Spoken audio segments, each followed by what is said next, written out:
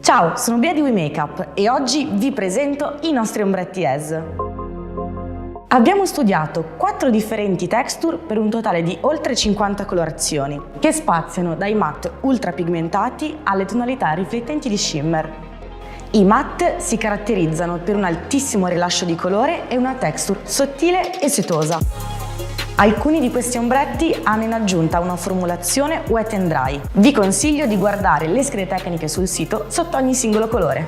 Se vuoi applicare un fondotinta, un primer o un correttore, ricordati sempre di fissarlo con una cipria per far sì che il pigmento si possa sfumare senza difficoltà.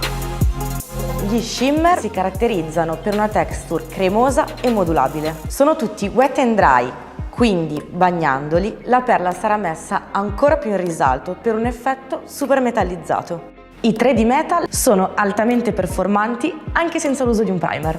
Sono tutti wet and dry e resistenti all'acqua. I 3D Duochrome sono sicuramente i colori più particolari di tutta la collezione. La texture è la stessa dei 3D Metal, ma al loro interno sono presenti delle perle che, in base alla luce, cambiano colore fino a 3 differenti sfumature. Tutti gli ombretti ES possono essere acquistati singolarmente o assemblati per creare la tua palette personalizzata. Ma se i colori sono troppi e non sapete decidervi, tranquilli, per voi differenti palette già composte per creare infiniti tipi di look.